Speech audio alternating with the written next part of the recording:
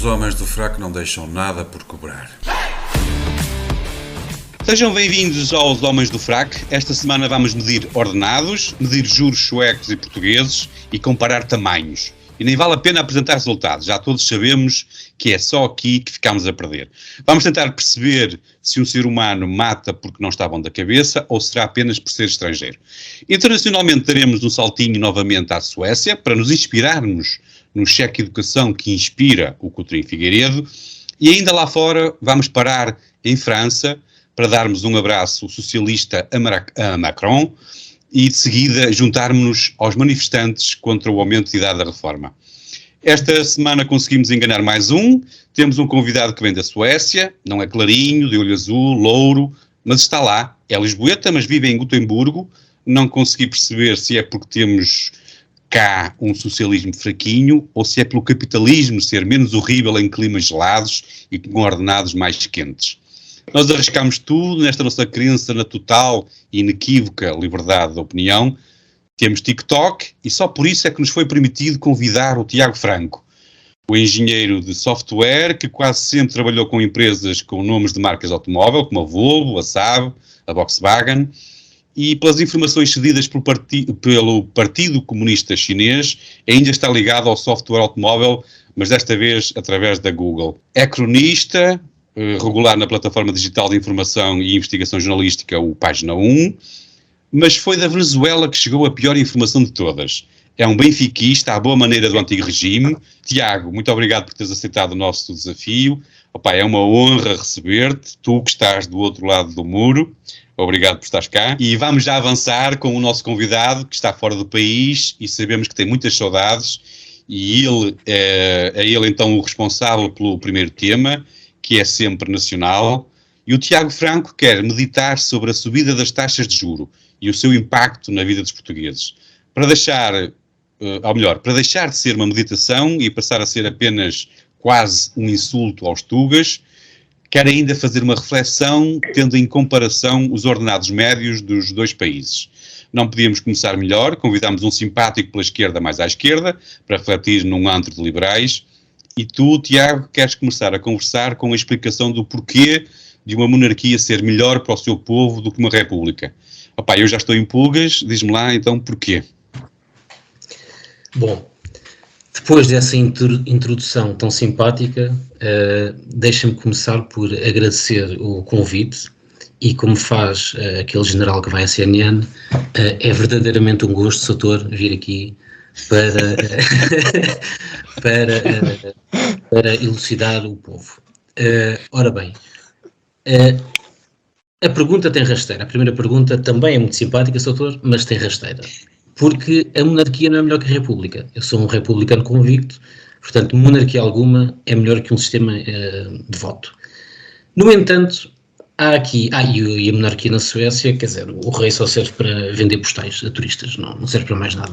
Quem manda é o primeiro-ministro, apoiado pelo Ventura cá da terra. Mas, porquê é que neste caso esta história das taxas de juros me fazem alguma impressão? E era por aí que eu queria começar. É aplicado, quer dizer, há várias semanas que ouvimos as teorias económicas de que é necessário reduzir, portanto, aumentar as taxas de juros para que as pessoas paguem mais pelas suas casas, para que consequentemente fiquem sem dinheiro no bolso e reduzam o consumo. Reduzindo o consumo, reduz a inflação. A teoria é esta. E é aplicada um pouco por toda a parte, nos países da zona euro, seja pobre ou seja rico, com resultados diferentes. O que me faz pensar é, uma vez que eu estou com um pé na Suécia e um pé em Portugal, vou vendo as duas realidades a acontecerem em simultâneo.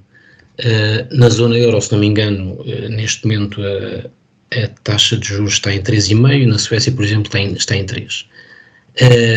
Mas o que eu noto é, sempre que a Dulce Lagarde, aumenta as taxas de juros, há um broá nacional, ou seja, há debate, os analistas vão falar sobre o assunto, há entrevistas às pessoas, é um tema discutido fortemente, se calhar um pouco até a par e passo com a guerra da Ucrânia. Aqui eu não noto isso. Porquê? Porque, lá está, entramos na conversa da comparação salarial, os suecos têm, se calhar, em média 3, 4 vezes mais do que o salário português. E, de facto, quando as taxas de juros aumentam, e eu conheço N pessoas que passaram a pagar ao banco o dobro, eu não noto uma grande aflição, eu não vejo ninguém a reclamar, eu não ouço conversas no trabalho, eu não vejo pessoas a ficarem-se em casas, eu não vejo sequer debate nacional sobre este tema. O que eu vejo é que... Mas quando falas nacional, falas em Portugal? Não vejo debate aqui, nacional na Suécia. Não vejo, eu noto que as pessoas, se calhar cortam-se um bocado mais a ir ao cinema, ou uma viagem à Tailândia, onde os gajos vão em novembro para apanhar um bocado de sol, que é o Algarve deles, ou se calhar evitam ir tantas vezes jantar fora, porque as coisas subiram de preço e tal, mas não vejo ninguém ficar-se em casa, não vejo ninguém deixar de andar de carro, quer dizer, fazem vida normal, mas, digamos, aquelas coisas supérfluas se calhar desaparecem. Agora a pirâmide, a parte básica da pirâmide das necessidades está lá. Em Portugal eu não noto isto. Em Portugal nós já éramos, acho que todos concordamos nisso, é um país onde 75% das pessoas levam para casa menos do que 800, 900 euros líquidos, é um país pobre.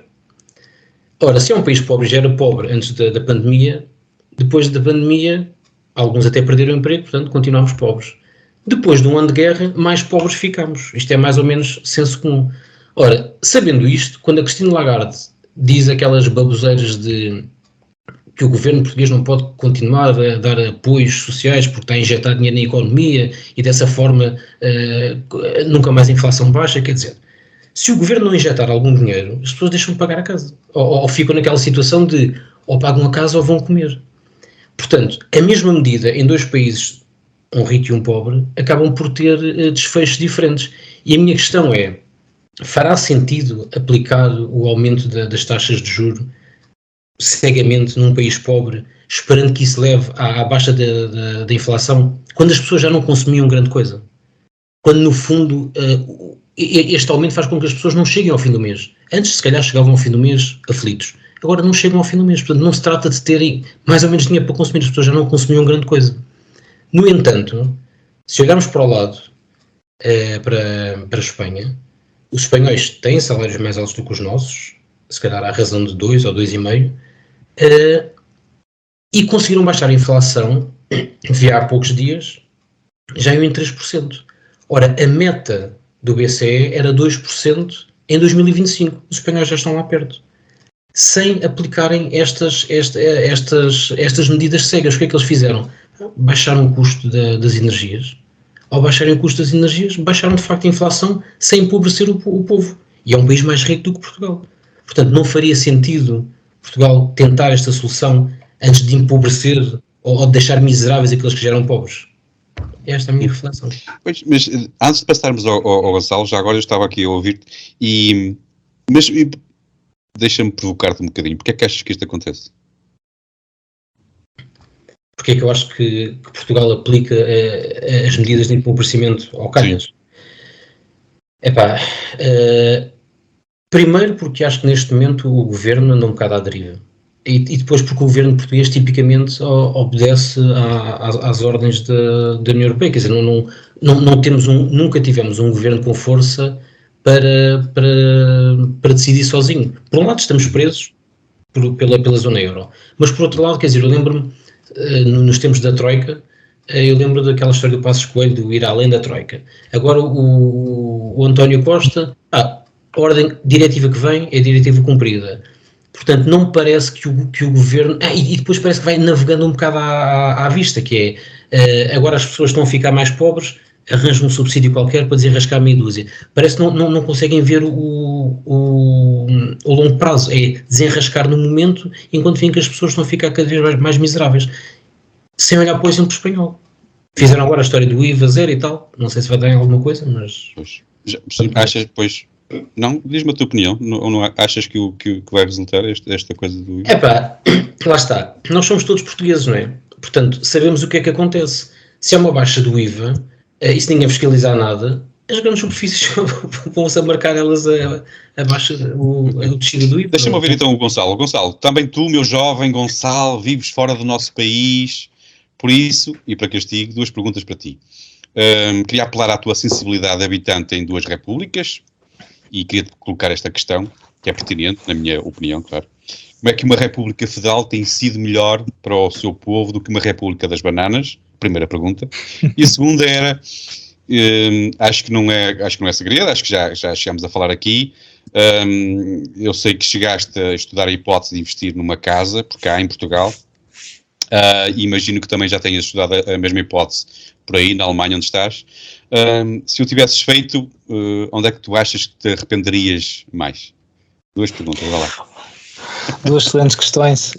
Bem-aja, é um prazer estar de volta na vossa companhia.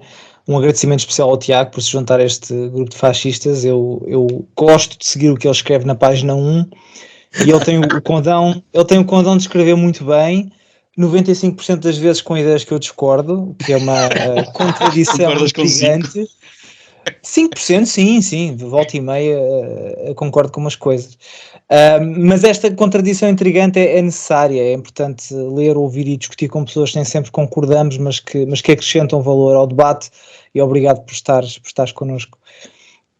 Eu queria deixar já agora um último agradecimento às pessoas que nos estão a seguir, às que nos seguem, e às que não seguem, é importante subscrevam no Spotify, no YouTube, no iTunes, porque a exposição que o canal tem está dependente do número de subscritores, e a verdade é que muitas das coisas que nós dizemos não são politicamente corretas e o algoritmo nos esconde, portanto, se não for a divulgação, os gostos, os comentários e principalmente as subscrições, ficamos um bocado na sombra.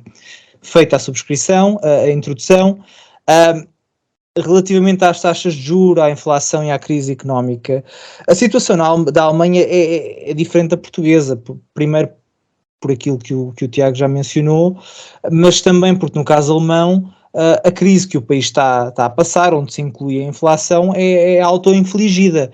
Como eu falei na semana passada, a Alemanha tomou a decisão de boicotar o seu principal fornecedor de energia, a Rússia, e fê-lo sem alternativa, sem plano B, quase de um dia para o outro, sabendo que isso iria rebentar o coração da sua indústria, a indústria essa que está dependente da energia barata, e ao fazê-lo feriu quase de morte a competitividade dessas empresas que são essenciais para a economia alemã, e muitas estão até a mudar-se ou regressar ou equacionar mudar-se para outros locais, nomeadamente para os Estados Unidos.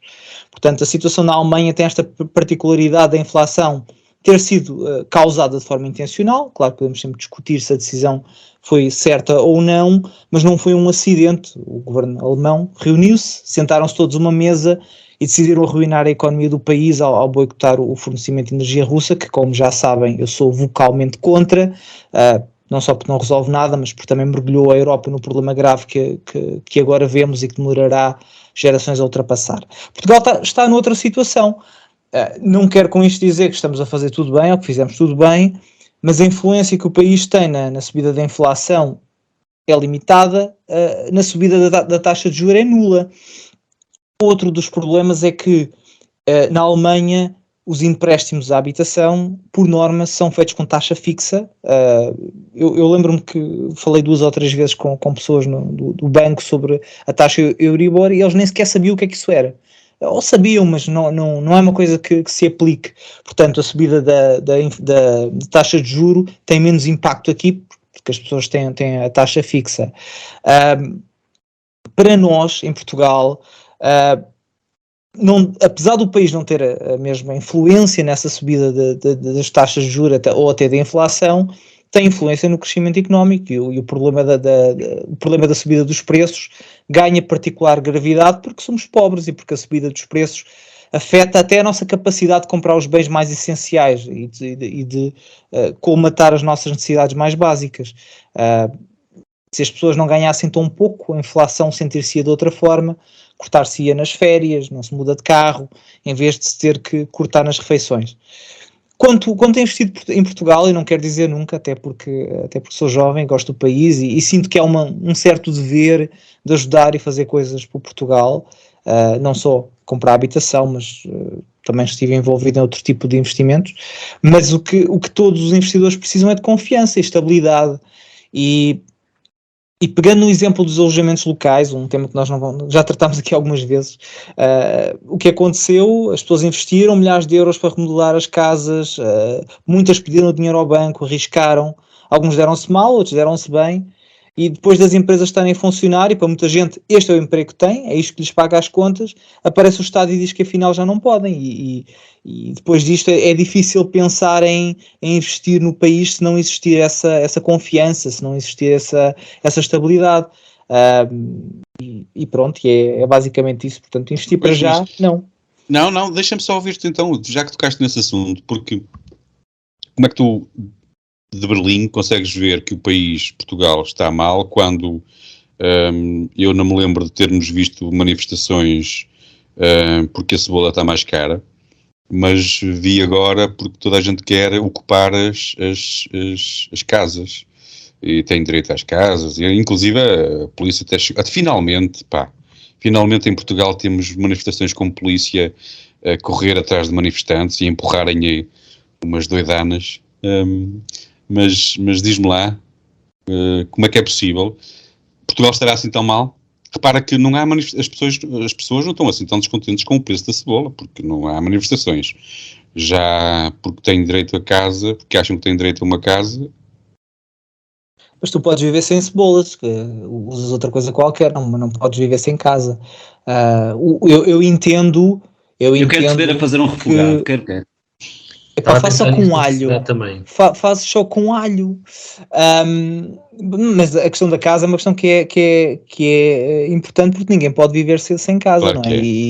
E quando se ganha salários tão baixos é difícil pensar em pagar-se rendas que em muitos casos rivalizam com algumas capitais europeias.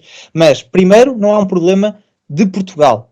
Eu posso dizer que aqui em Berlim não é impossível arranjar casa, mas anda perto disso, não é? E, portanto, há muitas capitais europeias que passam pelo mesmo problema. Mas, por outro lado, também não se resolve. A forma como se está a tentar resolver o problema é o problema em si, porque não é hostilizar quem arrenda as casas que se vai conseguir arranjar a solução para o arrendamento. É precisamente o contrário, é tentar criar condições para que arrendar casa seja atrativo, porque as pessoas não querem ter as casas paradas, as pessoas não querem estar a perder dinheiro, mas tu não podes, e nós falámos nisso há 5 ou 6 episódios, arrendar casas correndo o risco de não te pagarem, de partirem a casa, não tens salvaguarda nenhuma enquanto senhorio em Portugal, e não se está a endereçar esses problemas. Aí estamos a focar-nos só na questão de, ok, tu tens direito a ter uma casa. Primeiro, nem toda a gente tem o direito a viver na 5 de outubro, não é? Convém que comecemos por falar nisso. Eu nasci em Lisboa, na maternidade Alfredo da Costa, mas nunca vivi em Lisboa, não é? Eu nessa manifestação vi pessoas a dizer, eu vivo na Alameda e pago muito. Não vivas na Alameda, não é? Quer dizer, tu podes viver na Margem Sul, podes viver em Odivelas, podes viver em Loures. Eu sei que esses sítios também estão caros e é preciso, mais uma vez, é preciso pensar como é que se resolve o problema, mas eu não estou assim, vamos dizer que eu não vou perder o sono por um tipo me dizer que não consegue pagar uma renda na Avenida de Roma. Eu vivo na Alemanha e se calhar não conseguia pagar uma renda na Avenida de Roma, portanto... Gonçalo, posso só dar-lhe uma chega? Força. Tu disseste uma frase engraçada que é, nem toda a gente tem direito de viver na Avenida de Roma. Ora, toda a gente tem direito... Mas sim. Na 5 de outubro, pronto, ainda melhor. Toda a gente tem direito de viver na 5 de outubro. Podem ou não conseguir. É que a questão é essa. Direito eles têm, porque que eu saiba, não existem zonas exclusivas em Portugal só com acesso a algumas pessoas. Portanto, eles podem viver na 5 de outubro. Não conseguem viver na 5 de outubro. E essa é que é a discussão. Ao contrário do que o Zé Carlos estava a dizer, as pessoas não estavam a dizer que têm direito a uma casa. O que as pessoas estão a dizer é o que está na Constituição, que é o direito à habitação. Mas não estão a pedir que chova uma casa do céu. Estão a pedir que tenham rendas mais baixas, por exemplo, que o parque imobiliário do Estado seja recuperado e que alguma coisa seja feita. Quer dizer, o Estado é o maior senhorio do país. E repara, agora vou-vos dar uma de borla aos liberais. Eu não acho que esta coisa do mais habitação seja uma extraordinária ideia. Para começar, porque é burocracia em cima de burocracia, não vai dar nada. Depois, porque o Estado, em vez de estar a pedir aos privados que cedam as suas casas, devia simplesmente fazer uma coisa que ainda não fez, que é contar quantas casas tem e recuperar. Há prédios inteiros em Lisboa do Estado que não são utilizados. Em Lisboa, no Porto, não é? Portanto, o grande Porto e a grande Lisboa são onde temos estes problemas de habitação. Portanto, o Estado podia ser o primeiro a dar o exemplo e a fazer isto, em vez de estar, de certa forma, a chatear os privados. Eu não acho que deva começar por aí. As casas que estão devolutas há décadas, isso é outra conversa. Isso aí eu sou mesmo, é mesmo arrancá-las. Sim, às pessoas. Mas eu também sou, eu que me considero um liberal, também concordo contigo. As casas que estão devolutas há anos, é preciso saber o porquê. Pá, não sabes querem... que na tal ilha que estávamos a falar, antes de começarmos a gravar, antes de começarmos a gravar, na ilha, pronto, onde eu tenho residência, nos Açores, há casas que estão há décadas apenas a poluir a paisagem porque são, sei lá, estão em partilhas de herdeiros, ninguém consegue decidir se vende ou fim, portanto, aquilo vai-se destruindo até ficar apenas uma parede, com as intempéries. Portanto, eu sou da opinião que o Estado deve agarrar ao fim de 10, 20 anos nestas casas, ficar... Agarrar, não, exigir, perguntar, olha, queres que te ajude?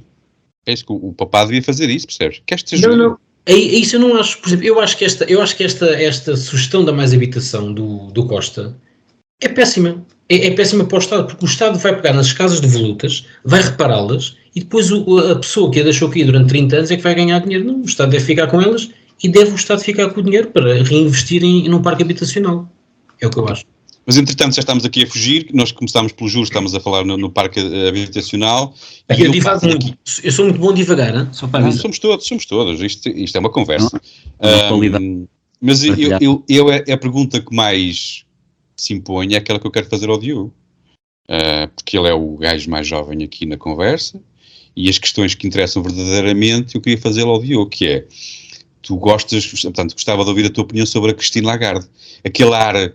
Margaret Thatcher, mas em fraquinho, convence-te?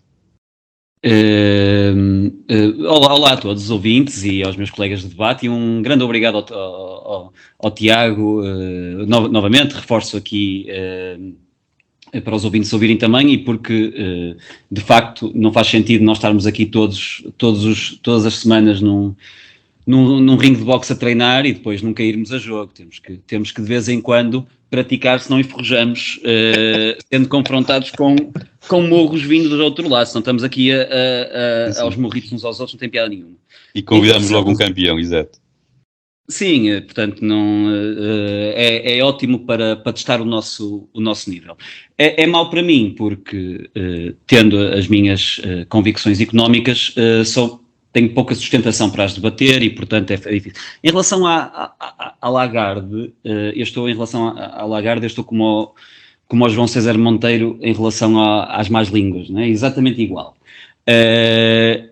No entanto, e porque a economia não é o meu forte, não vou ter que o reforçar de cada vez, e não tenho muito a acrescentar, que foi uns bons pontos que fizeram os meus colegas de debate. No entanto, eu tenho que recomendar vivamente, e já que falaste da Lagarde, o visionamento de uma entrevista que foi feita, está disponível no YouTube, eu vou disponibilizá-la depois e nós podemos disponibilizá-la também enquanto página, que foi feita por dois pranksters russos, fizeram uma partida à Lagarde e enganaram-na e de alguma forma conseguiram convencê-la de que eram jornalistas sérios e de que a entrevista ficou séria e ficou-se a saber algumas coisas interessantes nessa entrevista.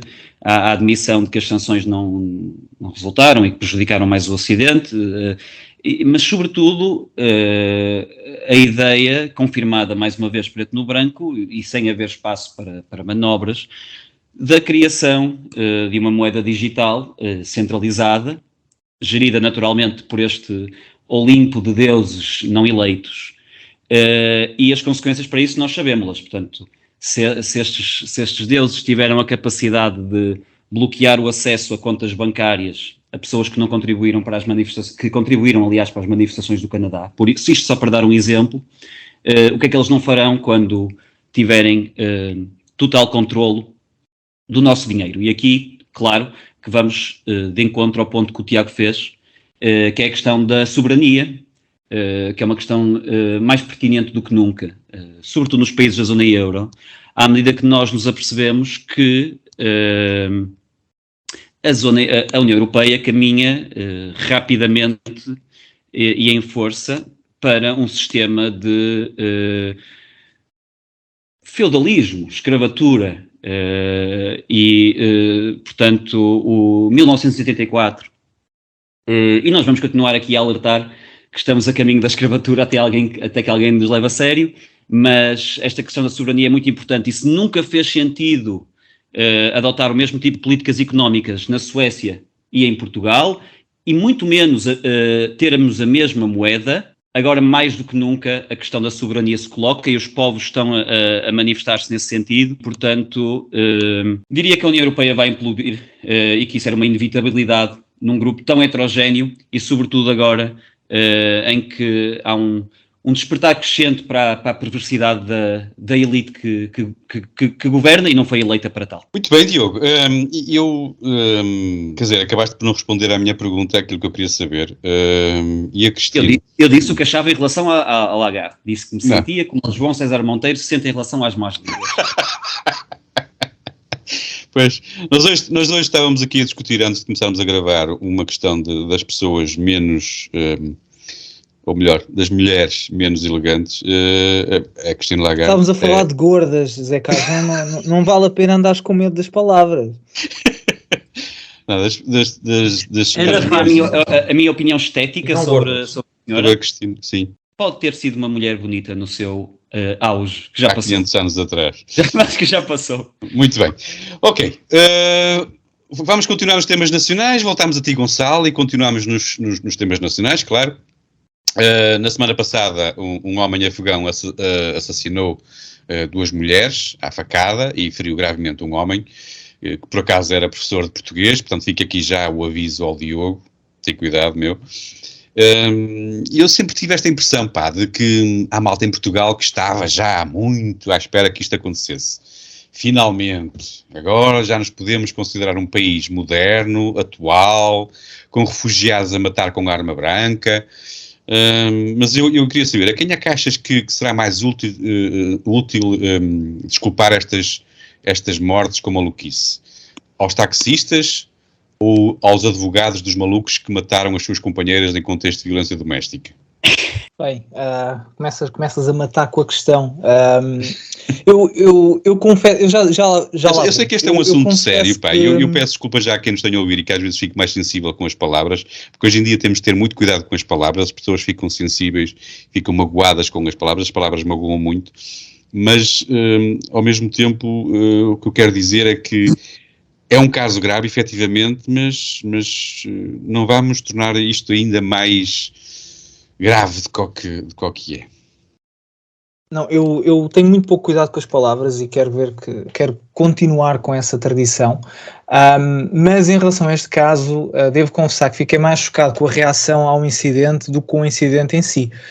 Claro que é de lamentar as vidas que se perdem e as que ficaram destruídas no processo, principalmente as crianças que infelizmente ficaram órfãs ou que não ficaram órfãs, mas ficaram com o pai na prisão.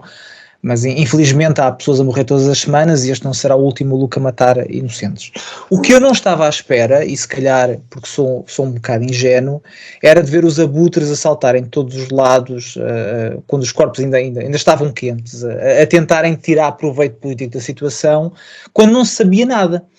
E o expoente máximo disto é o André Ventura, que deve ter tido um orgasmo quando descobriu que o assassino era um refugiado afegão.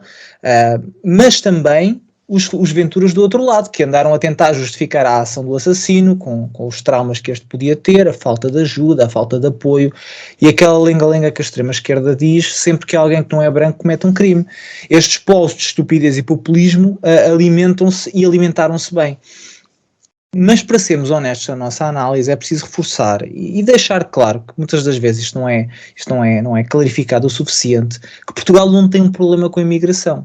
E não digo isto por ter um compromisso ideológico com o tema, até porque diria uma coisa diferente se em vez de Portugal estivéssemos a falar da Suécia, onde está aqui o camarada Tiago, ou até da Alemanha.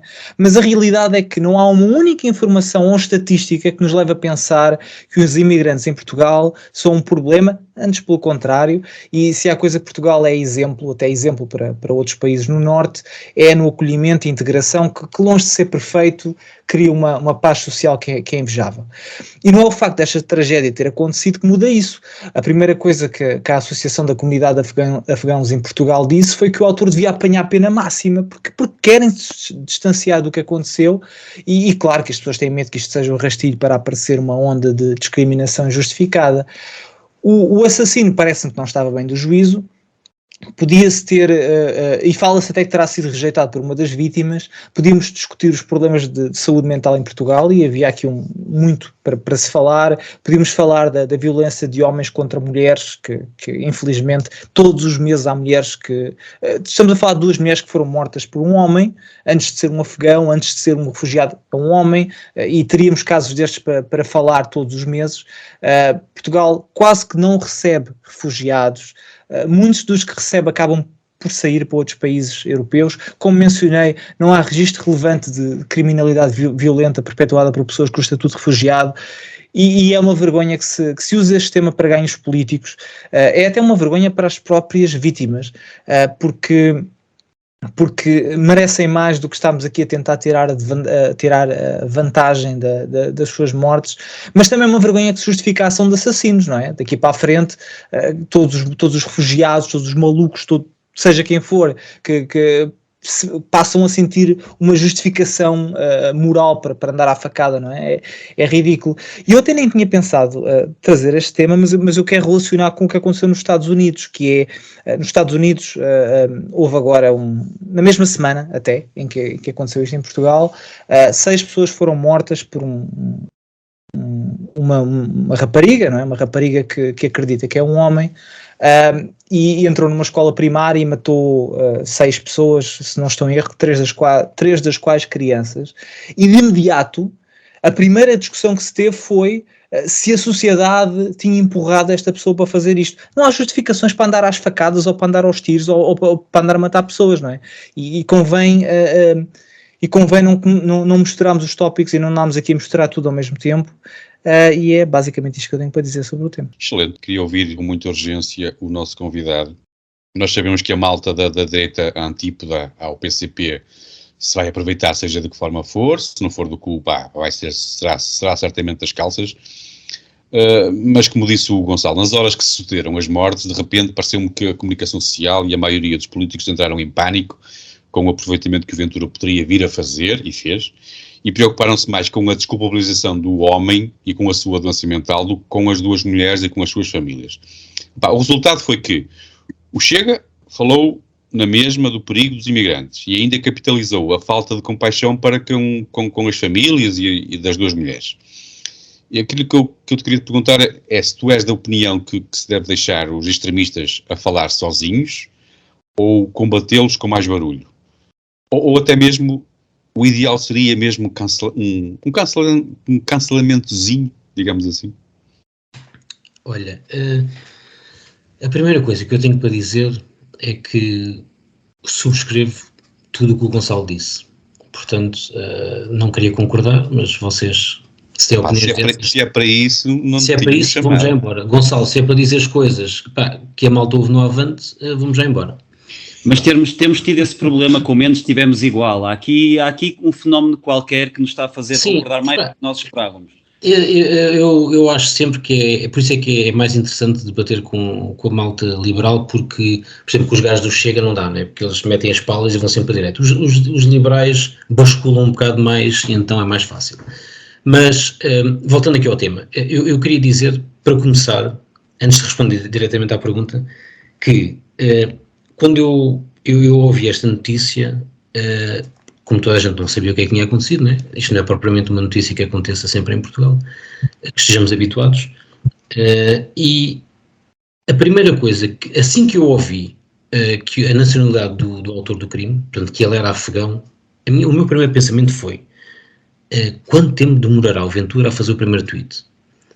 Porque não sabíamos nada, nada. E ele proemina, ele tem uma proeminência, ele consegue...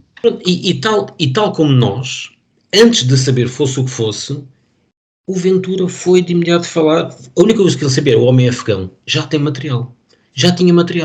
Ele foi fazer a primeira declaração era uma aberração daquelas do... não é a mesma coisa, recebemos um paquistanês, nem está a falar de paquistanês nenhum, portanto não é a mesma coisa, recebemos um paquistanês porque é malta que vem de um país em guerra, e brasileiros. Pronto, começa com este tipo de coisas. Não havia nem paquistaneses nem brasileiros, mas já estavam ali na molhada, porque pronto, um era mais claro, outro era mais escuro, já tem ali material. Depois aparece nisto, enquanto estou a ver isto, aparece um inspetor da PJ, acho que foi na CNN, um ex-inspetor da PJ, e pergunta a jornalista assim, quais são os primeiros passos na investigação para percebermos o que se passou? Portanto, o que é que fará um investigador na cena do crime? Ele diz assim, bom, a primeira coisa que temos que dizer é que os políticos veem aos imigrantes que isto aqui é um Eldorado. Depois eles vêm por aí. Ou seja, sobre a investigação, nada. Portanto, aquele gajo foi logo também... portanto, a conversa anda toda à volta disto. E de repente, passa em rodapé que o Ventura ia à noite, ao Jornal da Noite, debater este tema com, acho que era um deputado do PSD. Portanto, estava o circo montado. De repente já não sabia absolutamente nada. Ainda não sabia nada sobre o crime, e já estava o circo montado na xenofobia, no racismo, nos imigrantes. E como o Gonçalo disse bem, nós não temos problemas de imigração. Portugal nem sequer consegue encher as cotas de refugiados. Ninguém quer ir para Portugal. Pá, um gajo que esteja a fugir das bombas na Síria tem internet, sabe como é que é a vida em Portugal, não quer ir para Portugal. E o Ventura faz disto um tema nacional a toda a hora.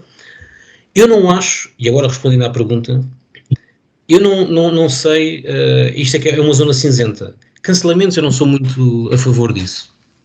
Quer dizer, na altura, quando se formou o Chega, havia ali a temática de eles defenderem coisas contra a Constituição, e falou-se de não se legalizar o partido. Pá, chegados ao ponto de, entretanto, um deputado deles garantiu que já não havia racismo em Portugal, e pronto, a coisa ficou assim mais ou menos e deixaram passar. Portanto, chegados a este ponto, eu não acho que se deva cancelar, mas não acho que se deva debater. Eu acho que a atitude certa é deixar um fascista a falar sozinho, até porque eu acho que o Ventura, né, o Chega é o Ventura, é um partido unipessoal, eu nem sequer acho que o Ventura seja fascista de coração. O Ventura vai atrás da onda do momento. Portanto, se por acaso existir uma manifestação no Marquês de Pombal por causa das pizzas com ananás, o Ventura vai defender ananás da pizza. Porque vai atrás da onda. Eu acho que o que se deve fazer com ele é não debater, é fazer um pouco como fizeram agora nas últimas eleições, que, se não me engano foi o Jerónimo de Sousa que recusou debater com ele. Pá, e ao fim de não sei quantos debates, o Ventura a repetir aquela cassete, ao fim de, sei lá, até o Chicão do CDS parecia um estadista ao pé dele. Portanto, a falta de argumentos, se ele não estiver a interromper e a gritar com o pessoal, ele não tem argumentos. Portanto, ele próprio destrói-se. É deixá-lo falar sozinho. É o que eu acho. Bem. Deixa-me ouvir o Diogo, porque, e aqui aproveitando aquilo que acabaste de dizer, o Diogo, deixa-me... estava aqui a pensar, há tempo com os imigrantes no Alentejo, há dias com o incêndio em Lisboa, agora com este Almanha-Afegão, há uns quantos a culpar os imigrantes, há outros a culpar os que culpam os imigrantes. A verdade é que tudo continua igual.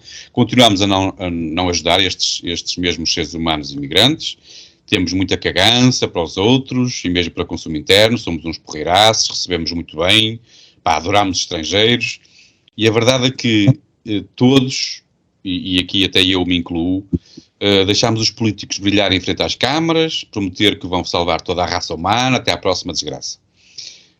Porque, entretanto, assim como os políticos muito preocupados com a extrema-direita, não quisemos saber até agora. E agora também ficamos ofendidos com o discurso de um ex-comentador de futebol, e já agora benfiquista. E eu aqui queria Diogo, o que é que te incomodou mais? O discurso repetitivo e enfadonho do Ventura, portanto, esta hipocrisia de décadas do centrão e da esquerda tuga, ou o cansaço e uma cúmplice indiferença da direita democrática? Eu diria que foi as mortes das mulheres, mas se fosse só por elas não estaríamos aqui a falar sobre o tema, não é? Portanto, a atenção acabou por se focar toda no Ventura, e ele sabe disso quando escreve e quando diz aquelas coisas. É um padrão de comportamento do populismo nacionalista, aproveitar qualquer crime mediático cometido por um estrangeiro para culpar o crime na imigração. Há uma razão pela qual o Ventura se foca tanto nos ciganos, porque ele quer optar pelas mesmas estratégias que optaram outros partidos populistas de direita pela Europa, onde efetivamente a imigração é um problema, e já vou falar disso, mas a verdade é que em Portugal, eu lembro-me quando foi da Guerra da Síria, que vieram uma família de 4 para o Ovar e vazaram logo para a Alemanha, e mesmo assim debatemos se devíamos receber os 4 em Ovar ou não. E realmente em Portugal não temos esse problema e independentemente disso, eu acredito na autonomia do indivíduo, na liberdade e, portanto, não acredito em culpas coletivas. E dessas culpas coletivas, como também destacou o Gonçalo, são pecadores à direita como à esquerda, que é atribuir culpa ao indivíduo com base no grupo a que ele pertence. Eu não alinho nessa retórica coletivista de nenhum dos lados, e dito isto, o virtuosismo que se demonstra ao discordar da posição do Ventura é contraproducente, de duas maneiras, diria. Por um lado, centra a discussão nele. Estamos a fazê-lo agora. E ele era o que ele queria. 90% das pessoas souberam o que ele tinha dito porque ouviram outras pessoas a dizer mal. É a publicidade gratuita que ele pretende e que tanto tem feito para crescer. Cada vez que o virtuoso decide mostrar que é boa pessoa repudiando o Ventura, ele esfrega as mãos, felicíssimo. O segundo efeito é de escamotear uma certa realidade. O Tiago estava a dizer e bem que o Ventura gosta de navegar a onda, e isso é completamente verdade. Ele não tem quaisquer convicções ideológicas ou morais. Ele orienta, está longe de ser um exclusivo de André Ventura, mas é verdade que ele o faz. E discordo que essa onda atribuir o fascismo às pessoas que o seguem. E a verdade é que, porque mesmo para perceber o fascismo original e aquele a que nós nos referimos, ou ao nazismo, é preciso perceber um certo desespero. Porque não funciona a questão do estrangeiro, ou do imigrante, ou do judeu, enquanto bode expiatório, nunca funcionará numa sociedade em que as pessoas vivam bem. Porque não há um crime original, um pecado original ao qual que possamos atribuir ao estrangeiro ou ao judeu. Esse desespero ganha certos contornos relacionados com a imigração, quando os portugueses se apercebem de certos benefícios que estrangeiros recebem, que eles não, etc. Mas mais do que isso, há aqui uma questão, e toda esta discussão da imigração vai toda redundar numa só questão.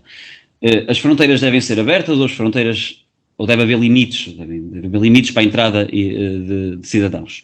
Se me disserem que as fronteiras devem ser abertas, tudo bem, eu até simpatizo com a ideia conceptual de um mundo em que as pessoas podem ir para onde quiserem e viajar e visitar o que quiserem e tentar procurar a sua sorte onde quiserem. Portanto, eu até simpatizo com essa ideia, podemos debatê-la e discutir os riscos.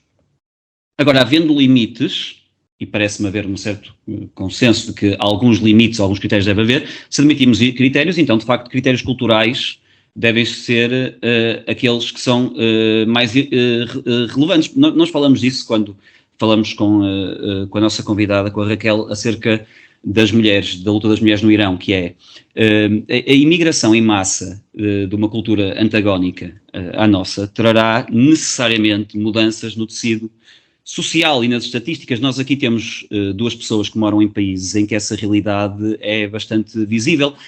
Na Alemanha, que eu conheço bem, no espaço de poucos anos, a vida noturna é completamente diferente e consideravelmente mais insegura, e em grande parte é por causa de estrangeiros. Pessoas que vêm de países muçulmanos e que não encaram as mulheres da mesma forma. Viu-se nas violações em massa que se deu, em mais do que numa passagem de ano, na Alemanha, sobretudo no norte da Alemanha.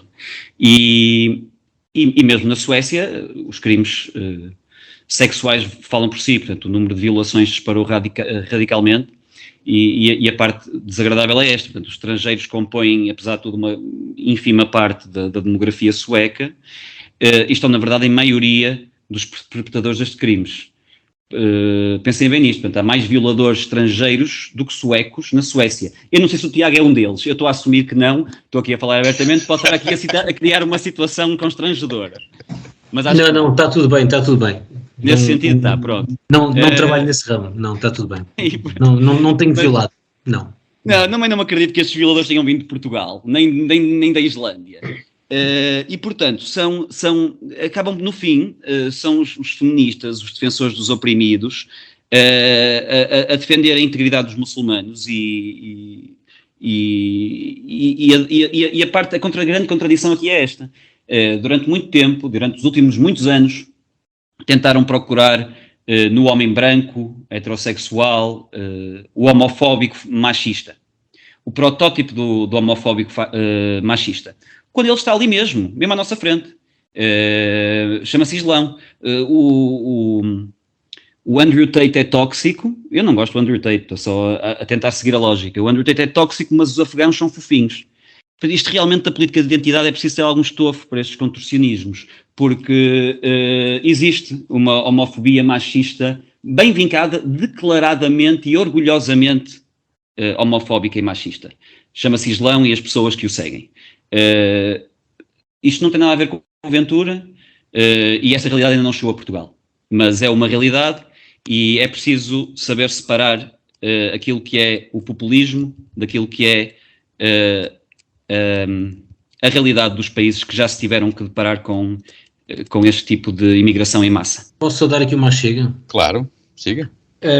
Só dar aqui uma chega, porque o discurso do Diogo é um bocado aquele do eu não sou racista, até tenho um amigo preto. Que é um bocado esta história de...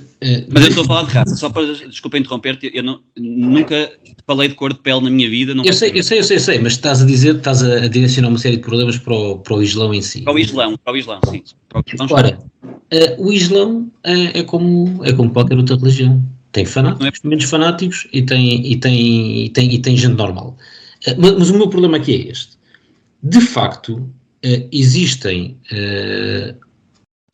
pessoas, existem muçulmanos que são apanhados em crimes, como existem católicos, como existem, sei lá, judeus fazem crimes todos os dias, na faixa de Gaza e na Cisjordânia, e não são muçulmanos. Portanto, o que eu quero dizer com isto é, na Suécia, os maiores gangues organizados são de suecos e dinamarqueses.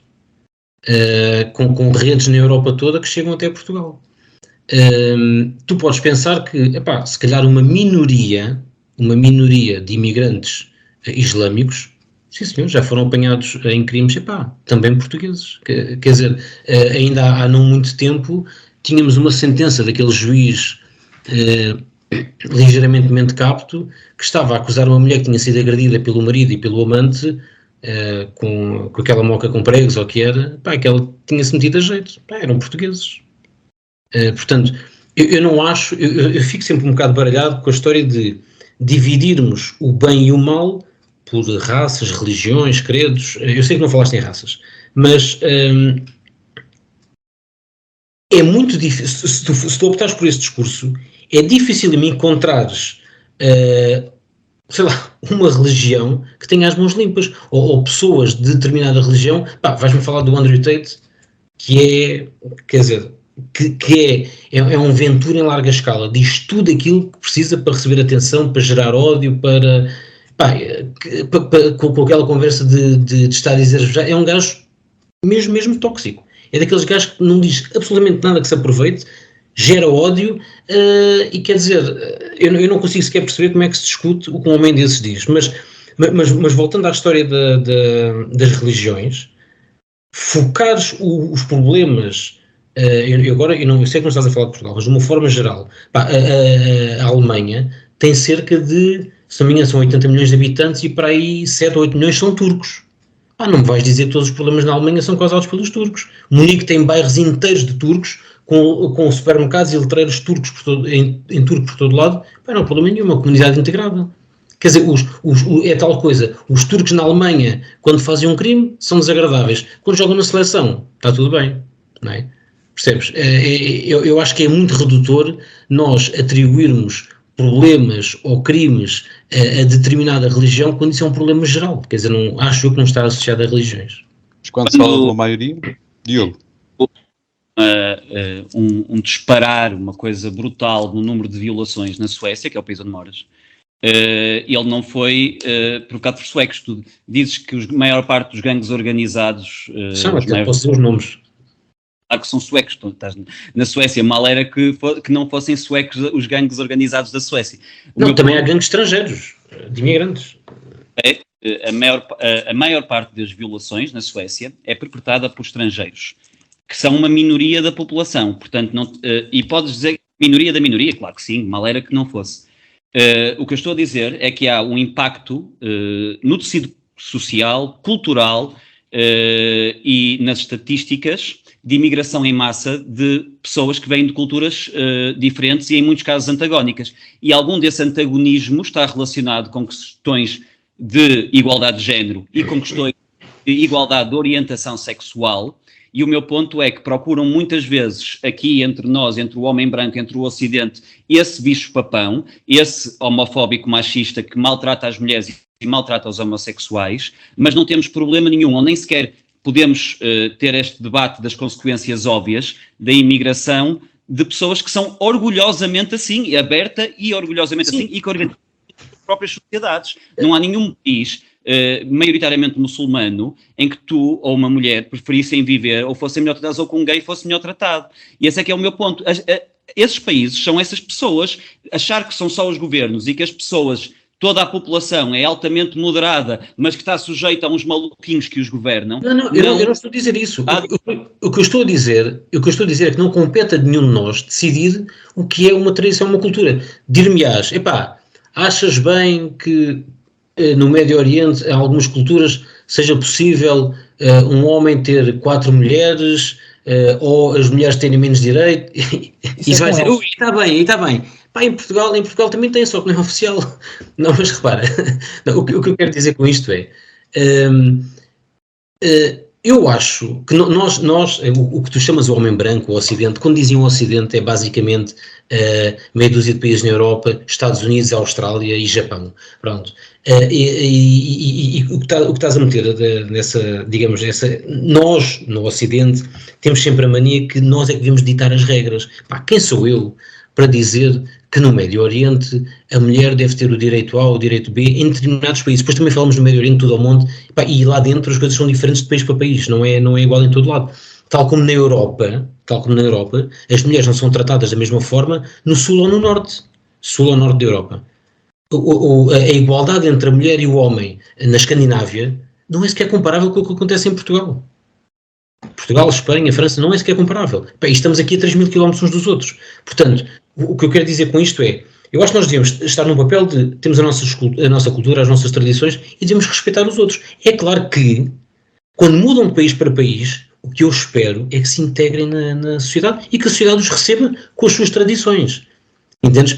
Se forem coisas que a lei permite. Se forem coisas que a lei não permite... Isso seria um mundo perfeito. O Gonçalo está quase a explodir. Deixa-me só ouvir um bocadinho, Gonçalo. Deixa-me falar. Eu estou aqui com as mãos no ar.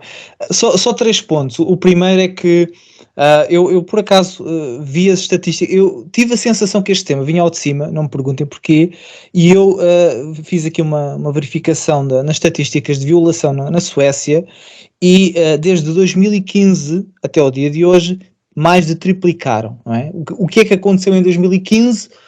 Foi a vinda de refugiados da Síria e do Afeganistão. Portanto, não é inocente pensarmos que o número de violações aumenta mais de 30% e que não há qualquer relação entre uma coisa e a outra. O segundo ponto é que... As estatísticas dizem quem são a nacionalidade dos perpetradores e são maioritariamente estrangeiros. Certo. A segunda coisa que eu queria dizer é que desengane-se quem pensa de que os portugueses estão todos muito bem integrados e que não cometem crimes e que não vivem à conta do Estado. O que não falta, e eu conheço demasiados exemplos, são portugueses que são verdadeiros chus do Estado Social. O que não falta são pessoas que fazem exatamente aquilo que os Venturas de Portugal dizem que os estrangeiros fazem. E para o último ponto que eu queria adicionar é que este debate é muito interessante, mas não tem rigorosamente nada a ver com o maluco afegão que andou à facada em Portugal. Não tem rigorosamente nada. Como eu mencionei, e eu até mencionei que se estivéssemos a falar de Portugal ou da Alemanha ou da Suécia, que seria um caso diferente, mas Portugal não tem problema nenhum com a imigração, inclusivamente essa integração que o Diogo estava a falar. Eu vivi em Odivelas e eu estudei cultura árabe e o idioma durante alguns anos em Odivelas, também na Mesquita, e o nível de integração que a comunidade muçulmana tem naquela região é completamente surreal. Estamos a falar de pessoas que se identificam com o país, que são portugueses, também vêm de Moçambique, muitas delas, o que também ajuda, mas esse fosso que o Diogo estava a falar, que existe na Alemanha, não existe nos turcos, mas a imigração turca é diferente, Tiago. A imigração turca vem muito de trás. Estamos a falar de um país que era secular, portanto não é comparável com o Afeganistão ou com os outros países à volta, mas em Portugal existem bons exemplos de integração que não têm rigorosamente nada a ver com as coisas que nós vemos na Alemanha, na Suécia ou até no Reino Unido. Muito bem. Malta, aquilo que eu percebo aquilo que o Tiago disse, uma coisa que eu acho brilhante, que é, muitas vezes nós esquecemos isto de, aquilo que nós deveríamos fazer era tentarmos integrar o melhor possível, receber bem as pessoas, quem vem de fora, mas quem vem de fora também devia aceitar que está num outro país e que tem que aceitar. E, portanto, eu se receber alguém em minha casa, não estou à espera que ele venha impor aquilo em que ele acredita dentro da minha casa, também concordo com isso. Mas ao mesmo tempo, aquilo que me parece é que muitas vezes nós esquecemos que, ou melhor, metemos a cabeça na areia, quer de um lado, quer do outro da discussão. Metemos a cabeça na areia, ou seja, por um lado, esquecemos que estas pessoas muitas vezes vêm com outros valores, com outras ideias e querem impor. Por outro lado, e portanto deveríamos tentar explicar-lhes que também não pode ser assim, queremos recebê-los bem, mas não pode ser assim. Por outro lado, há muito boa gente que apenas porque as pessoas vêm com uma cor diferente não têm que ser bem recebidas, e acho que muitas vezes é este o problema. Nós já gastámos aqui algum tempo, eu vou-vos pedir desculpa, vou apenas por uma questão de cortesia pedir ao Tiago, se tiver alguma coisa a dizer, que o diga num minuto, para avançarmos para os próximos temas. Eu vou ser muito rápido. Acho que é errado associar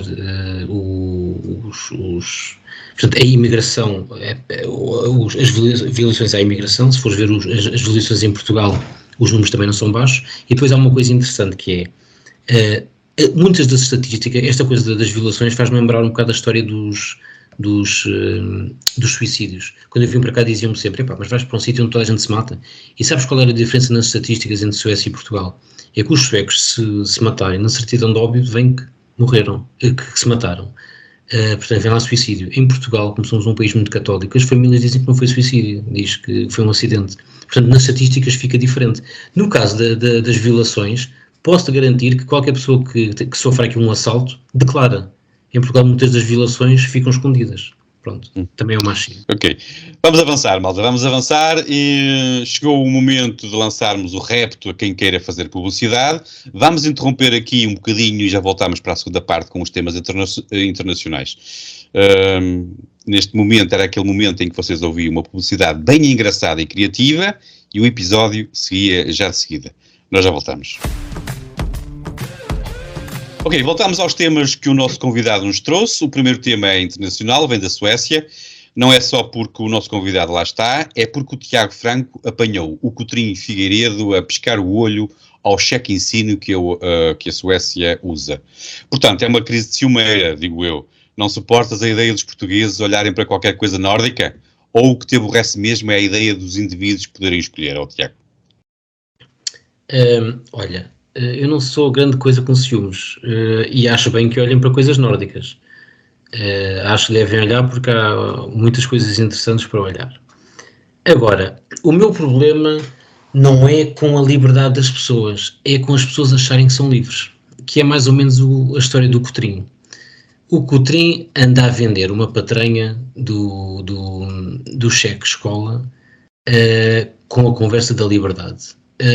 Eu, quando ouvi estas discussões na nossa Assembleia, aquilo parecia-me familiar. A história que ele vendia, de facto, parecia-me familiar. Que o Estado, em vez de estar a pagar escolas públicas que estavam uma desgraça e tal, e não tinham qualidade, dava dinheiro às pessoas e as pessoas iam correr pelos pastos com um cheque na mão e entregar à escola que quisessem, escolhiam a escola para os filhos. E bem, depois eu perguntei, então mas de onde é que vinha esse dinheiro? O dinheiro vem do Estado, portanto, ok, é dinheiro público na mesma, mas vai para uma escola privada. E então, como é que garantimos que as pessoas são livres para escolherem a escola que querem? Não garantimos. Não é possível. O que acontece é as pessoas vão para, quanto muito na melhor das hipóteses, para um algoritmo, para um sistema de seleção, portanto não têm a garantia que têm a escola que querem. E isso é a minha realidade. Eu tenho aqui 2 filhos que estudaram em escolas suecas, se calhar num raio de 5 km, acho que tenho aqui 2 públicas e umas 5 ou 6 públicas de gestão privada, que são essas que se aplicam ao cheque ensino, e o que acontece é, e agora vamos entrar um bocado naquela conversa de há bocado do Diogo, o que acontece é isto. Curiosamente, as escolas públicas têm malta de todas as origens. Portanto, na turma do meu filho há pessoal dos Balcãs, do Médio Oriente, da África, do sul da Europa, suecos, portanto, estão lá todos misturados. Mas é onde se concentram os imigrantes da zona. Nas escolas de gestão privada, lá está, eu não tenho a estatística feita à boca das urnas, mas quando vou no autocarro que passa por essas escolas, só vejo louros e louras a saírem. Dir-me-ão, uma vez discutiste com uma pessoa que me dizia, porque os imigrantes chegam aqui e não sabem que as inscrições abrem no dia X e têm não sei quantos segundos ou minutos para inscrever os filhos, porque aquilo é o primeiro a chegar e o que fica com o lugar. Portanto, isso é um algoritmo muito complicado. E eu penso sempre, mas há aqui já 20% de imigrantes, ou de descendentes de imigrantes. Não há um gajo que consiga perceber como é que isso funciona? A maioria de imigrantes vai toda parar para a escola pública que não pode rejeitar ninguém. Porquê? Serão assim todos mais estúpidos uns que os outros? É que eu próprio já estou aqui há 17 anos, quer dizer, já tentei inscrever o meu filho em anos de escolas. Nunca consegui. Portanto, boa parte da minha vida foi fazer algoritmos. Eu não conheço nenhum algoritmo que escolha sempre um louro, a não ser que seja feito para isso. Agora, isto é a realidade do cheque ensino. A realidade do cheque ensino é, passas a ter dinheiro público que pode ser utilizado em escolas públicas, mas em vez disso é dado a uma gestão privada que escolhe os alunos. Não há liberdade nenhuma. Mas eu não estou a perceber, mas volta aqui um bocadinho atrás, faz favor, que eu sou mais lento, e então... Mas o que é que estás a insinuar? Que eles fazem propositadamente as escolas privadas? Não, eu não posso insinuar isso. Eu não posso insinuar isso, porque de facto abrem as inscrições, quer dizer, eu não estou do lado de lá a ver como é que as coisas se processam. Agora, o que eu te estou a dizer é que eu vejo as turmas do meu filho, vi as turmas da minha filha, e são turmas misturadas. À vontade, metade da turma são pessoas de origem não sueca. Se fores às escolas de gestão privada, com uma entrada selecionada onde aplicas o cheque ensino, portanto pegas no dinheiro que o Estado dá, aqui cada criança recebe um abono de família de cerca de 100 euros por mês. Portanto, pegas nesse dinheiro e pagas a escola que quiseres, portanto, aí é que é a liberdade, podes ir para a escola pública ou podes ir para a escola pública de gestão privada, portanto tu é que escolhes, mas como na prática só consegues entrar numa, não há escolha nenhuma. O que é que eu acho que devia acontecer? Em vez de andarmos com conversas de cheque ensino, já agora, a educação na Suécia é universal. Não há qualquer custo, é tudo gratuito, da creche até à universidade. O único sítio onde falha é nesta coisa do cheque ensino. Em vez de ter não sei quantas escolas de gestão privada, eu acho que era mais proveitoso pegarem no dinheiro público, que vai para essas escolas, e construírem mais escolas públicas. E assim simplesmente as pessoas iam para a escola da sua área de residência. É tão simples quanto isto, que é o que eu acho que deve acontecer em Portugal. Deve-se defender a escola pública, a carreira docente, e não estar constantemente a arrebentar com a escola pública, que é o que o Centrão faz há décadas, congelar as carreiras, dar cabo das escolas, e depois vêm estes liberais com estas ideias de vamos ter aqui um cheque ensino, vamos pegar no dinheiro público que estamos a tirar da escola pública e vamos entregar à gestão privada de escolas que vão selecionar os seus alunos. Isto não é liberdade, isto é segregação. Pois, mas estás a insinuar então que eles escolhem os alunos, essas escolas. Bem, isso é um facto. Isso é um facto. Há seleção. Pode ser por algoritmo, pode ser por ordem de chegada, pode ser por uma série de coisas. Agora, há seleção. Não é livre. Tu não podes... Repara, eu nunca consegui meter os meus filhos numa escola dessas. E tentei algumas vezes, depois, disse-lhes, eu andei em escolas de subúrbio, vocês também podem, desenrasquem-se. Mas... não é a história que... Eu discuti com liberais em Portugal que me diziam assim, não, nós temos este dinheiro e vamos na nossa aldeia, na nossa vila, na nossa cidade, escolhemos a escola que quisermos. Não escolhem, porque se toda a gente quiser a mesma, não há lugar. Portanto, tem que haver uma seleção. Se é seleção, não é escolha livre. Ok. Pronto, é só isto. Podes escolher ir para a fila, não podes escolher a escola. Eles é que decidem se entras ou não. É só isto. Vamos deixar aqui, eu ia aqui fazer uma inversão do lugar de ponto de vista, ou seja, vamos deixar de pensar nos alunos, vou pensar nos professores e temos aqui um professor connosco, que é o Diogo é professor de português e aqui, é melhor trabalhar para o patrão Estado ou para uma empresa que ganha dinheiro a fabricar notas escolares? Aqui a discussão nem sequer é entre o ensino público e o ensino privado, que na verdade se resume ao que tu disseste, não é? Portanto, se é um ensino privado gerido, ensino privado ou ensino privado gerido pelo Ministério da Educação, não é?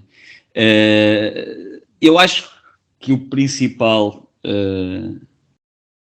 mais uma vez, eu tenho este obstáculo de ser pouco ágil na argumentação económica, porque não tenho essa sustentação. Mas eu diria que o principal problema com o cheque ensino em Portugal, ou com a resistência a ele, não é tanto esta vivência experienciada pelo Tiago, que atesta a sua inutilidade, mas sim mais com o facto do cheque ensino acabar com a ilusão de gratuitidade. E agora o Tiago referiu que a escola é gratuita, a escola não é gratuita. Nada é gratuito, as coisas pagam-se, todas pagam. Pode-se dizer que o Estado paga, gratuito não será, não é? Portanto, esta questão do cheque ensino acaba por desvirtuar essa ilusão, ou seja, se as pessoas nem virem o dinheiro e o dinheiro for retirado automaticamente pelo Estado, a escola passa a ser gratuita e passa a ser fruto da mera gentileza e do enorme coração que o Estado tem, como nós sabemos, que até abre os cordões à sua própria bolsa para promover uma escola para todos. Se pegarmos nessa exata quantia de dinheiro e for devolvido aos portugueses para que eles tomem essa decisão, essa ilusão de gratuidade esfuma-se, porque estão a gastar dinheiro em educação e não se pode admitir isso. Tem que ser o Estado a fazê-lo, mesmo que seja o mesmo e com o nosso. E, portanto, aqui perpetua-se desta forma uma certa generosidade e bondade socialista versus uma certa ganância liberal. Eu sou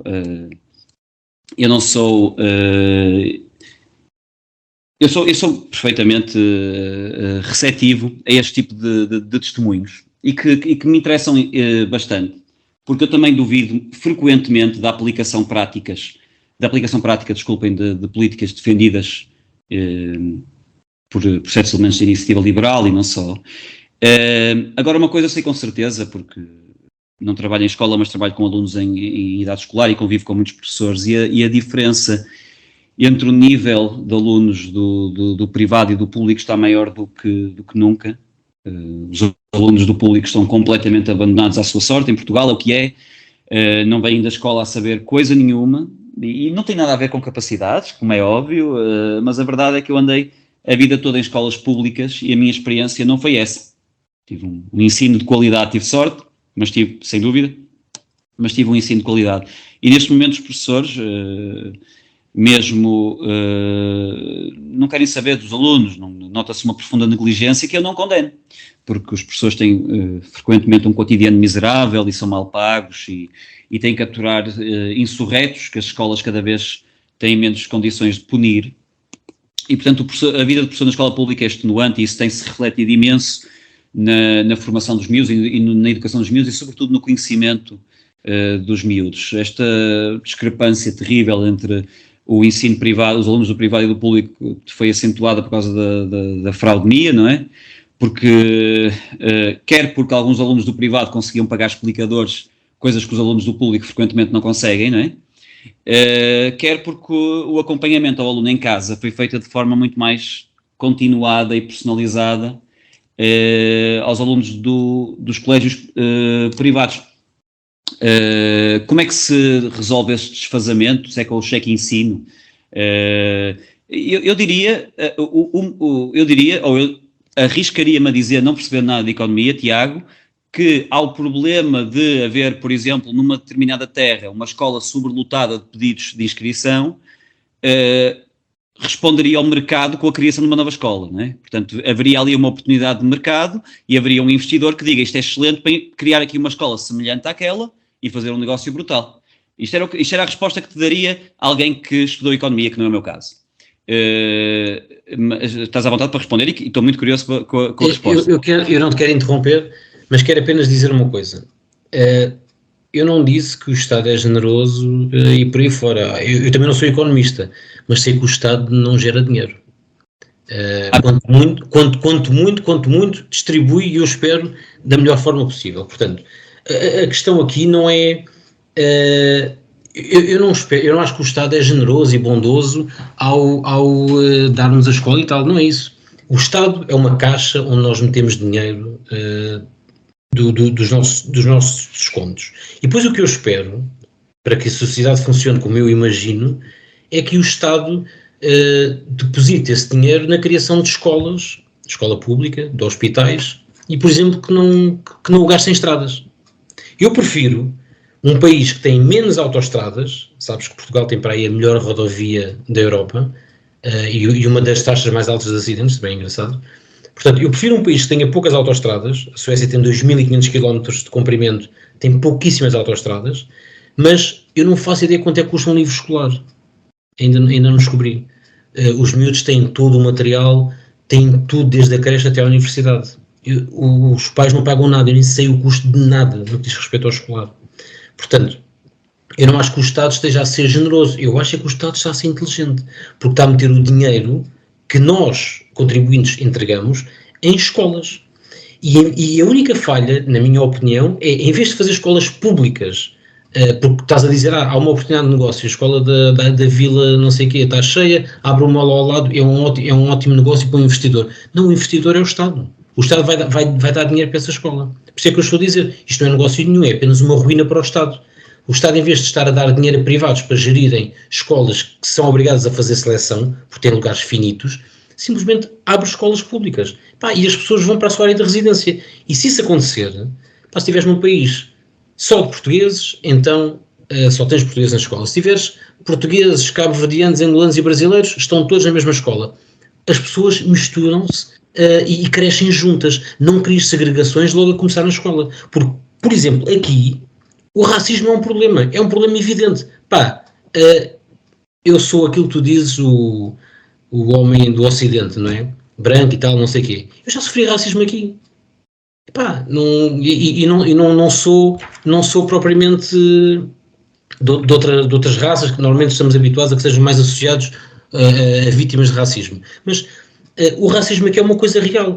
Se nós começamos por meter os miúdos em escolas onde as públicas aceitam toda a gente, está tudo segregado, e as de gestão privada, é importante dizer isto, porque são escolas públicas de gestão privada, selecionam a entrada, começamos a criar condições para o racismo logo à partida. Pronto, é isso que eu acho que está errado. Era só isso. Diogo? Mesmo o último ponto que eu faço, que é de que a ideia de que o Estado não gera dinheiro e que não tem essa preocupação pelo lucro é um garante de não qualidade e é um garante de máfias tomarem contas do negócio. E tem sido essa a história do estatismo e do socialismo no mundo desde que existe humanidade. Em Portugal. Na Suécia a função pública são 30% dos empregos. E funciona.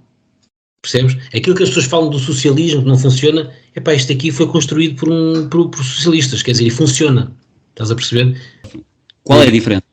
A diferença, na minha opinião, é que o dinheiro aqui que é pago é devolvido às pessoas. Eu nunca ouvi um gajo aqui queixar-se de pagar impostos. E os impostos são elevadíssimos. Ninguém se queixa. Porque ou vêem, por exemplo, nas ajudas ao crédito à habitação, ou vêem nas escolas, ou vêem nos hospitais.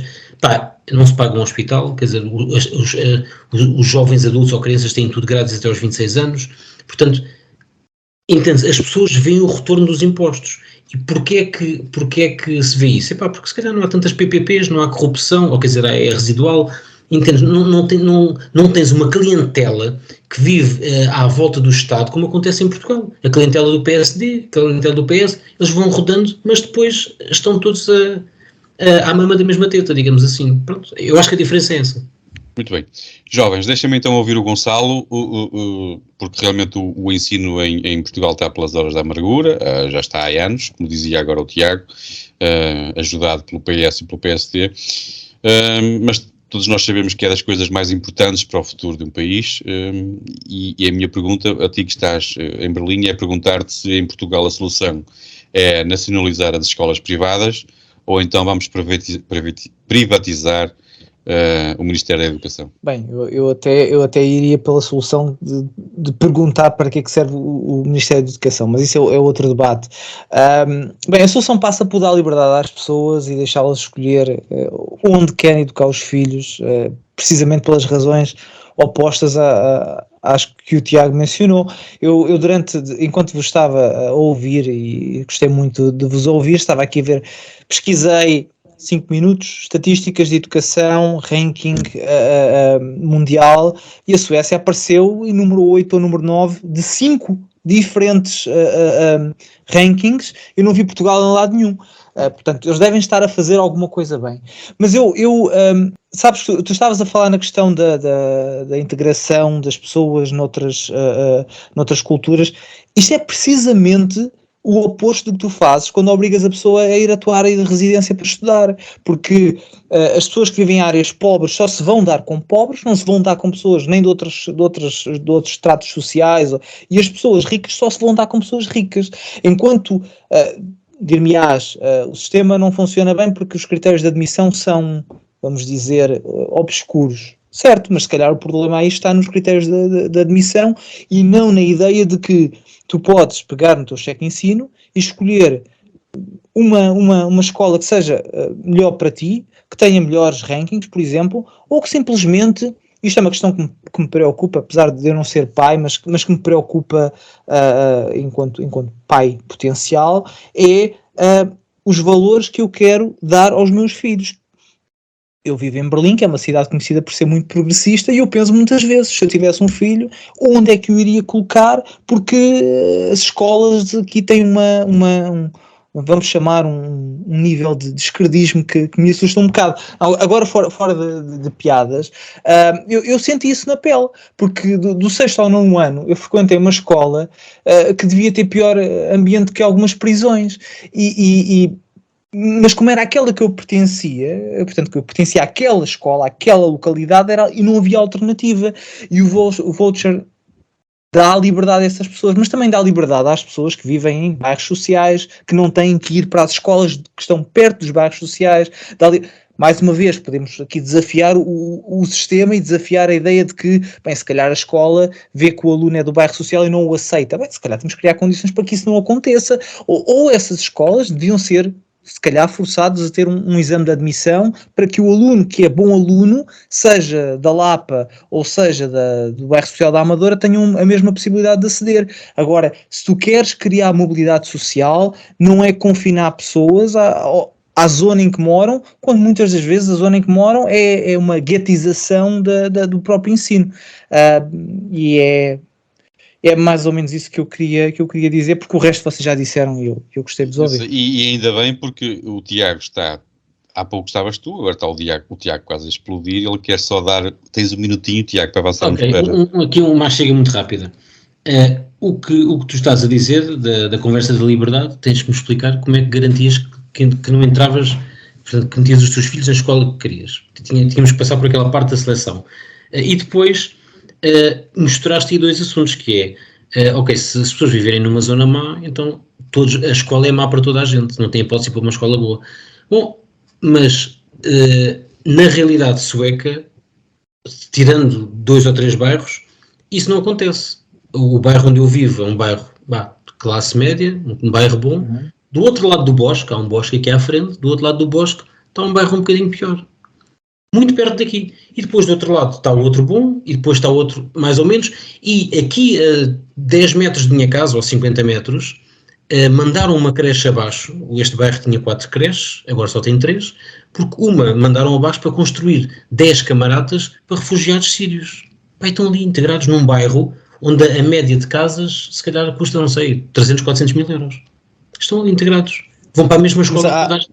A admissão, Tiago, eu sei que tu estudaste no ISEL. Nem toda a gente entra no ISEL, não é? Mas o ISEL também não está a escolher as pessoas pela cor da pele. Isso é diferente. Há critérios de admissão que podem ser focados naquilo que a escola quiser focar, mas que pode ser se tens melhor média, se és melhor aluno, isso é diferente. Que não tem nada a ver com discriminar as pessoas e mais, isso não é restringir a liberdade. O facto de tu teres estudado numa universidade que eu, por exemplo, posso não conseguir, não significa que tu tens liberdade e eu não tenho, não é? Mas eu não estou a dizer, repara, tu tens liberdade para escolher, mas a partir do momento em que o acesso é condicionado, tens liberdade de quanto muito esperar, não tens garantia de lugar. Nas universidades, tens lugares finitos, não é a mesma coisa que o ensino básico ou secundário. Não é a mesma coisa. Não é a mesma coisa, porque se eu não tiver notas para ser médico, porque é que é de ser médico? Tenho que estudar para outra coisa qualquer. Percebes? É diferente, estamos a falar do ensino básico, estamos a falar do ensino obrigatório. Repara, as pessoas não são obrigadas a ir para a universidade, mas são obrigadas a estar na escola até aos 18 anos. Portanto, são obrigadas a estar na escola, têm que todos ter as mesmas condições, têm que estar todos em pé. Mas podes escolher 4 ou 5 opções na tua escola, escolhes 4 ou 5 opções e se calhar não ficas na primeira, ficas na quinta. Alguma escola há de ter, não é? Porque as vagas existem. Agora, não é garantido que vais ficar na escola que escolheste como número 1, mas isso não significa que não tenhas a liberdade, obviamente, a liberdade de competir contra os outros. Tens a liberdade de escolha, mas se for na conversa das escolas de gestão privada, não tens garantia de entrar em lado nenhum, só tens garantia na pública. Eu há 10 anos que vejo isto. Se tu tivesses razão, eu dizia, o cheque ensino para cá está uma coisa porreira. Mas não funciona, não é assim. Para terminar, deixa-me ouvir só o Diogo. Na prática, dá no mesmo. Existe a mesma separação de classes que existe entre colégios e escola pública em Portugal. Sim, eu diria que sim, quer dizer, daquilo que eu vejo, repara, a Suécia é um país muito grande, eu estou a falar da realidade que vejo aqui à volta, é o que me parece, sim, é o que me parece. Ok, malta, vamos concordar, discordando ou discordando, concordando, e avançamos, já estamos na reta final, mas o Diogo ainda quer dar um saltinho até França, portanto ainda temos umas horinhas de viagem. E ele quer ir à França para dar um abraço fraterno, caloroso, solidário a Emmanuel Macron. Eu que achava conhecer a tua simpatia ao Franciu, já estamos assim a sentir pena pelo homem. Como liberal, achas justo a luta dos franceses? Ou então, porque é que haveríamos, ou és daqueles que pensam, porque é que haveríamos de ser nós os próximos a ter de trabalhar até aos 80?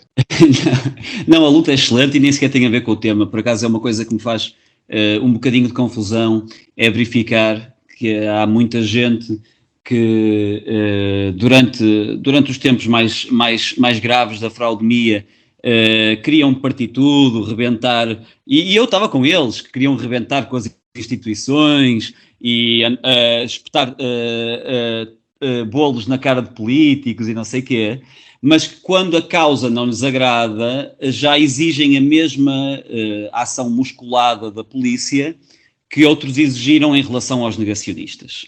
E isso é uma coisa extraordinária, um fenómeno extraordinário que eu observo, de ver pessoas que estiveram na luta, e muitas vezes na luta contra as forças de autoridade, que a exigir mais músculo das forças de autoridade contra manifestantes. É uma coisa que me faz muita espécie. Simpatizo, eu não vou tomar muito tempo, porque os ouvintes que aguentaram até aqui não merecem que eu os massacre com mais. No entanto, uma das indignações que eu mais partilhei durante os tempos mais duros da fraudemia foi que eu até aceitava que os portugueses, que são, enfim, historicamente mansos e mais dados à escravatura e à autoflagelação, acatassem todas as ordens com muito rigor. Mas que havia povos que me fazia confusão estarem a acatar da mesma forma. E entre eles estavam naturalmente os franceses. Eu não gosto de franceses, no geral. Enfim, já conheci franceses porreiros, mas já afirmei aqui 3 ou 4 vezes que, como povo, os franceses não me agradam. Mas justiça... Mas Diogo, isso serve para mostrar, que tu não és racista, porque tu vais a brancos, vais a pretos, Sim, vais sim. a Médio Oriente, vais a todo lado. Sim, quer dizer, já varreste tudo, portanto, em termos de racismo, ninguém te pode chamar racista porque não gostas de ninguém. Portanto, está ótimo. Exatamente isso. E a defesa constante, eu não gosto de pretos como não gosto de brancos. Agora, justiça seja feita aos franceses, os gajos nunca tiveram problemas nenhuns em sair à rua para queimar carros e coisas. E, historicamente, sabemos que os franceses estão toldados para a revolução e que até às vezes as levam longe demais. Enfim, se bem que os tempos modernos exigiam, se calhar, tantas decapitações como houve no passado, não é? Mas parecia que este rastilho não acendia, por muito que lhes fizessem. E até estava a fazer parecer que a popularidade e credibilidade do Macron, pelo menos ao início, saía reforçada. E talvez por isso é que a sua postura, que sempre foi, enfim, altiva, se tenha tornado completamente e arrogantemente autoritária. E é preciso recordar neste contexto que ele, talvez embalado por essa confiança e pela confiança que dava o ódio generalizado que havia ao negacionista, que germinou, ele admitiu abertamente que tinha como objetivo MRD, os não vacinados, traduz-se, eu não sei francês, traduz-se em algo como chatear ou irritar, não é? E chegou a afirmar que os não vacinados não são cidadãos. Entretanto, os franceses disseram basta, inflação massiva, um despertar geral para as fraudes desta elite de degenerados.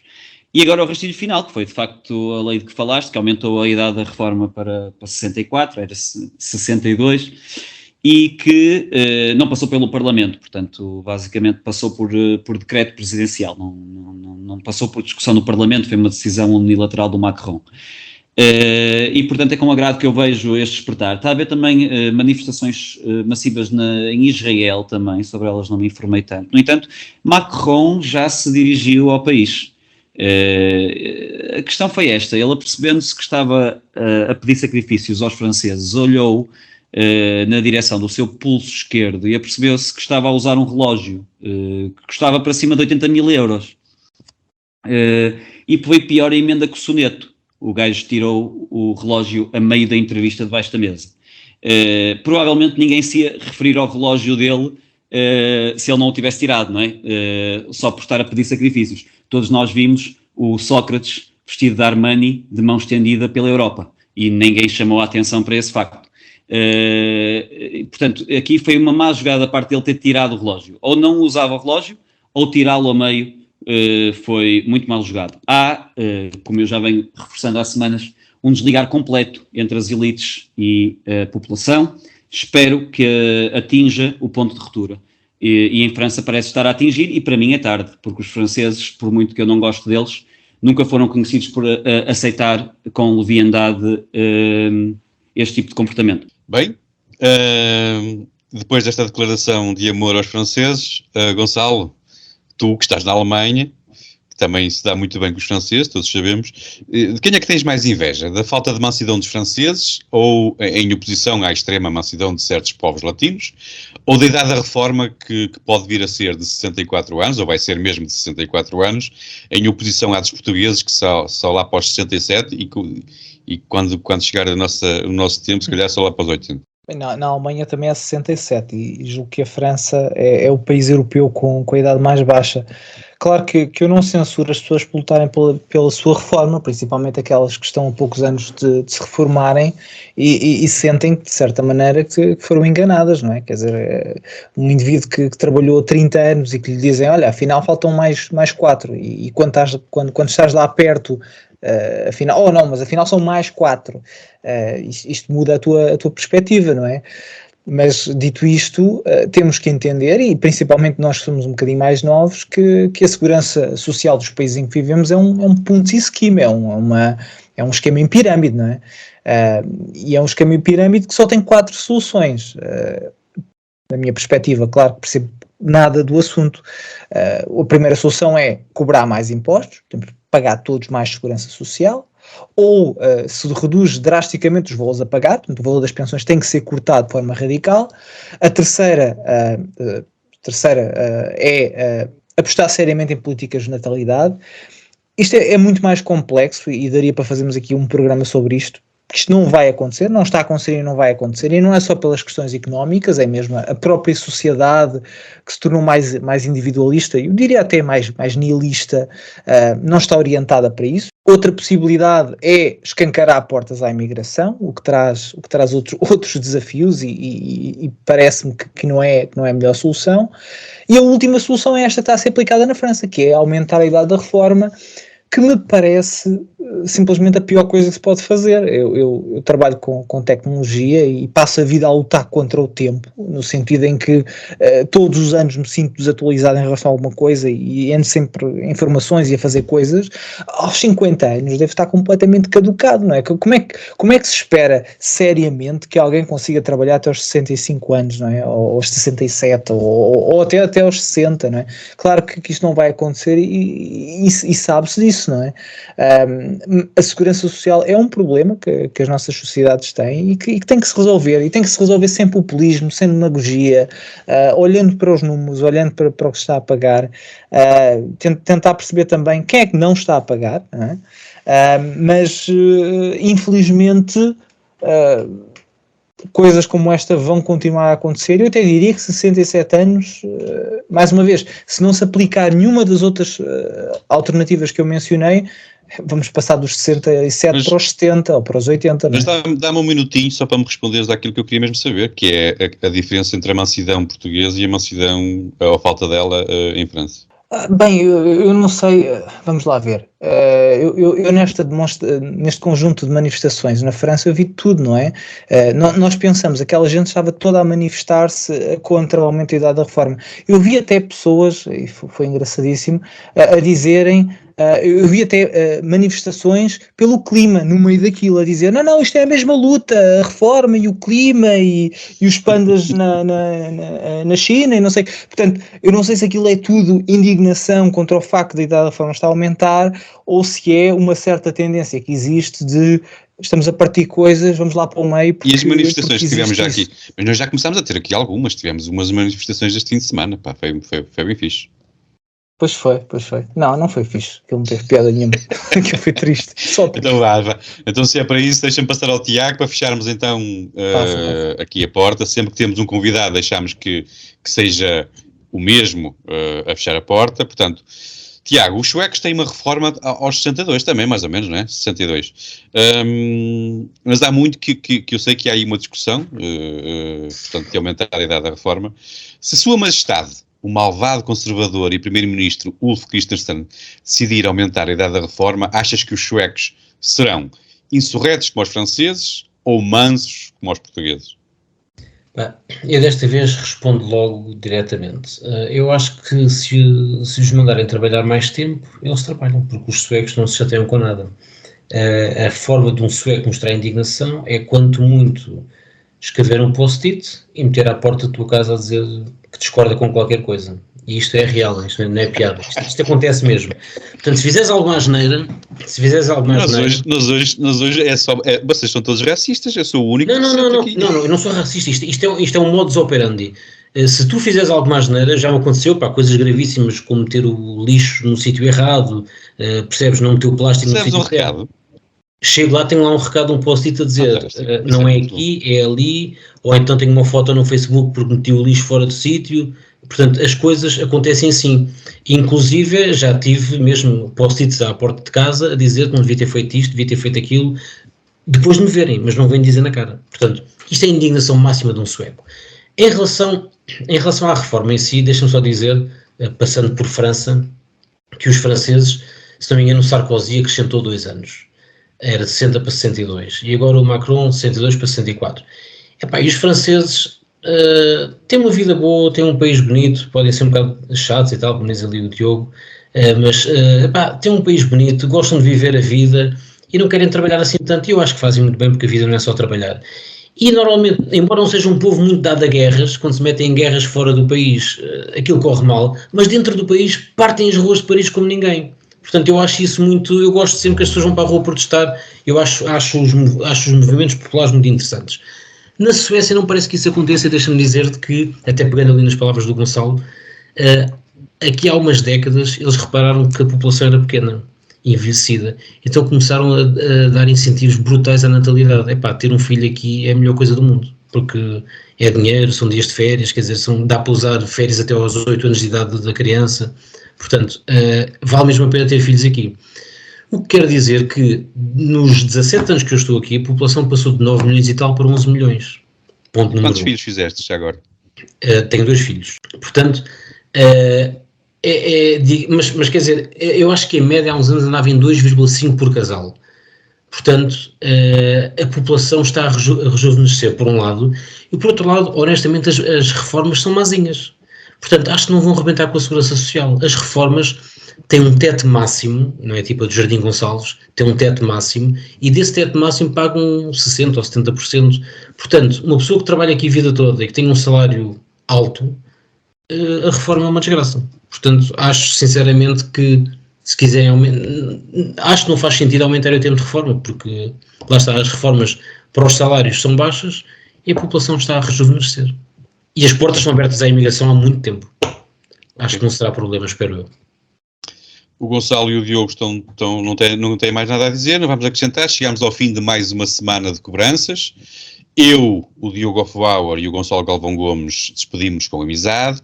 Agradecemos muito ao Tiago Franco o privilégio da sua presença. Até daqui uns tempos, quem sabe. A todos os que estiveram desse lado, muito obrigado pela vossa amizade e força, por nos ouvirem até este momento. Estamos no Facebook, Instagram, no Twitter, no TikTok, YouTube, Rumble, Locals e em todas as plataformas de podcast. E é numa destas plataformas que pode lá deixar a mensagem. Atenção, vou aqui dizer com calma para todos decorarem e escreverem. O moderador tem a voz mais sexy do programa. É isto que devem escrever e assim vão-se habilitar a uma torradeira que vai ser sorteada lá para o dia 31 de dezembro. Uma torradeira a cores. Ok. Parece uma data longínqua, mas o tempo voa, por isso não percam tempo, escrevam, aproveitem, subscrevam os Homens do Frac, onde nos estiverem a ouvir, os cobradores agradecem. Ficamos já de encontro marcado para a semana. Até lá, boa semana para todos. Tiago, foi mesmo um privilégio, muito obrigado, até sempre. Muito obrigado, por ser meu. Até para a semana.